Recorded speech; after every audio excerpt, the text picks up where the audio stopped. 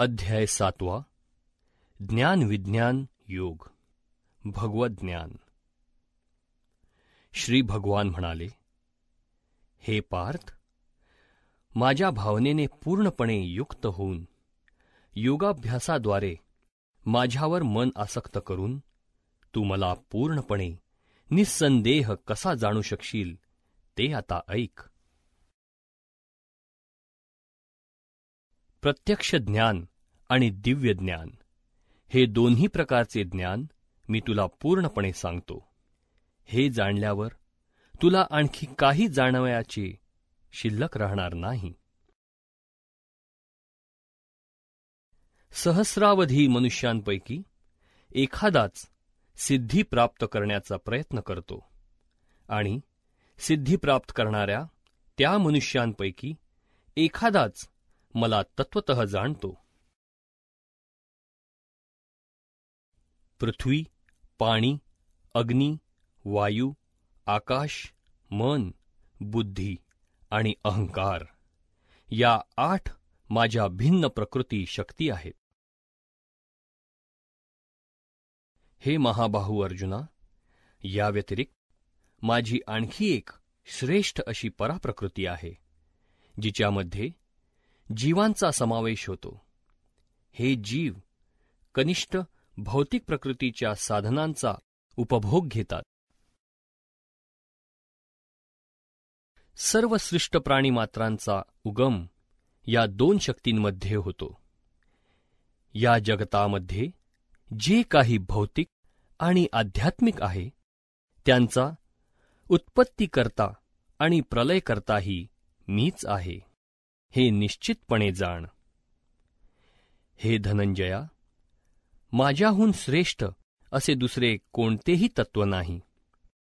दोऱ्यात ओवलेल्या मण्यांप्रमाणे सर्व काही माझ्यामध्ये आश्रित आहे. हे कौंतेया, पाण्यामधील रस मी आहे. चंद्र आणि सूर्याचा प्रकाश मी आहे. वैदिक मंत्रामधील ओंकार मी आहे. आकाशातील शब्द मी आणि मनुष्यामधील सामर्थ्य मी आहे. पृथ्वीचा मूळ सुगंध मी आहे आणि अग्नीमधील उष्णता मी आहे. सर्व जीवांमधील जीवनशक्ती मी आहे आणि सर्व तपस्यांचे तप मी आहे. हे पार्था, अस्तित्वातील सर्व वस्तूंचे बीज, बुद्धिमानांची बुद्धी आणि सर्व शक्तिमानांची शक्ती मी असल्याचे जाण. मी बलवानांचे बल आहे, जे काम तसेच आसक्तीरहित असते. हे भरतश्रेष्ठ अर्जुन, धर्मतत्वांविरुद्ध नसणारा काम ही मीच आहे. सात्विक, राजसिक किंवा तामसिक हे सर्व भाव माझ्या शक्तीनेच अभिव्यक्त होतात. एका दृष्टीने मी सर्व काही आहे, परंतु मी स्वतंत्र आहे.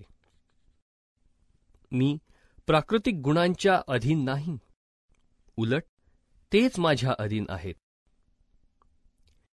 त्रिगुणांनी अर्थात सात्विक, राजसिक आणि तामसिक गुणांनी मोहित झाल्यामुळे हे संपूर्ण जगत त्रिगुणातीत आणि अविनाशी असे माझे स्वरूप जाणत नाहीत. 3 प्राकृतिक गुणांनी युक्त असलेली माझी दैवी मायाशक्ती ही अतिशय दुस्तर आहे, परंतु जे मला शरण आले आहेत ते मायेला सहजपणे तरून पलीकडे जातात.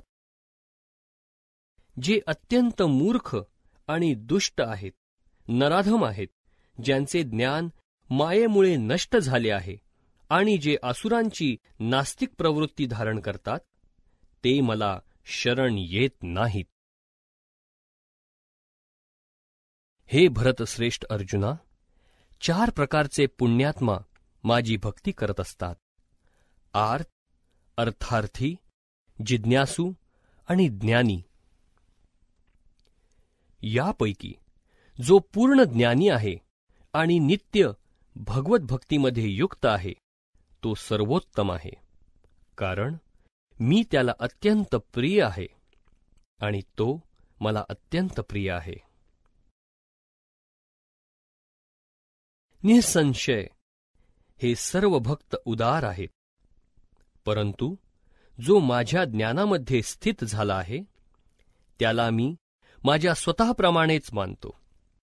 माझ्या दिव्य सेवेमध्ये युक्त झाल्यामुळे तो नक्कीच माझी सर्वोच्च आणि सर्वोत्तम लक्ष्याची प्राप्ती करतो.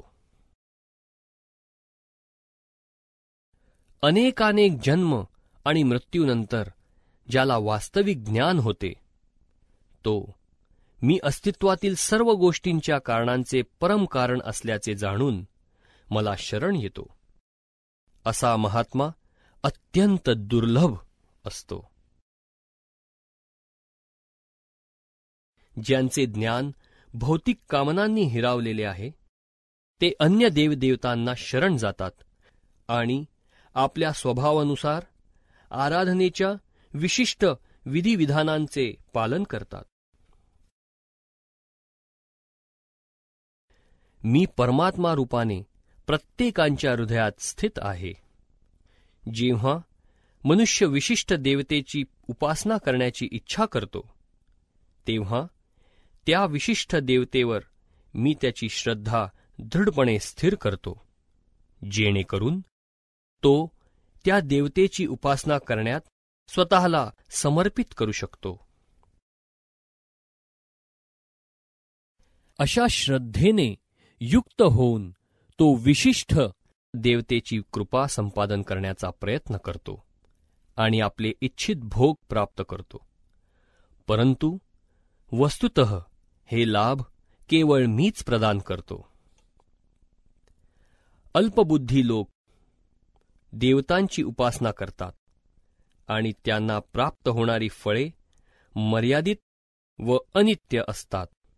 देवतांचे उपासक देवलोकांची प्राप्ती करतात, पण माझे भक्त अखेर माझ्या परमधामाची प्राप्ती करतात.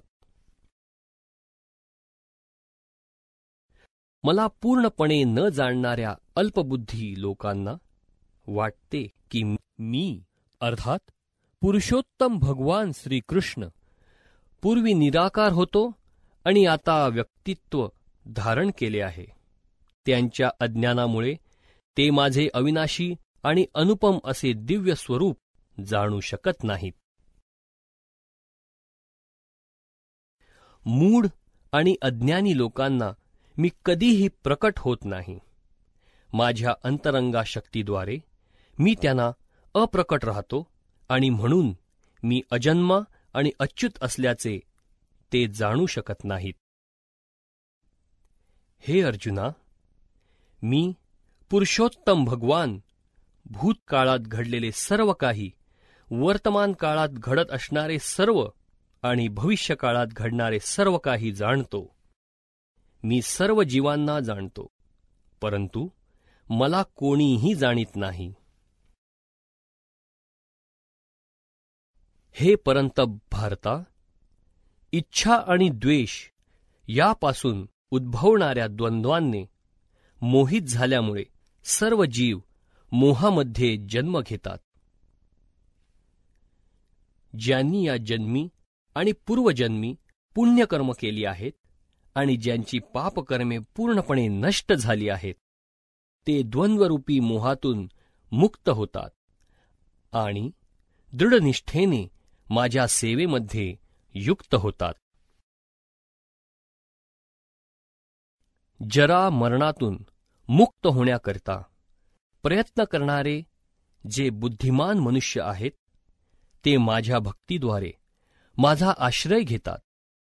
वास्तविकपणे ते ब्रह्म आहेत, कारण त्यांना आध्यात्मिक क्रियांचे संपूर्ण ज्ञान आहे. पूर्णपणे मतपरायण झालेले जे मला भौतिक सृष्टीचा संचालक, देवतांचा नियंत्रक, सर्व यज्ञांचा अधिष्ठाता भगवंत म्हणून जाणतात, ते मृत्यूसमयी सुद्धा मला जाणू शकतात.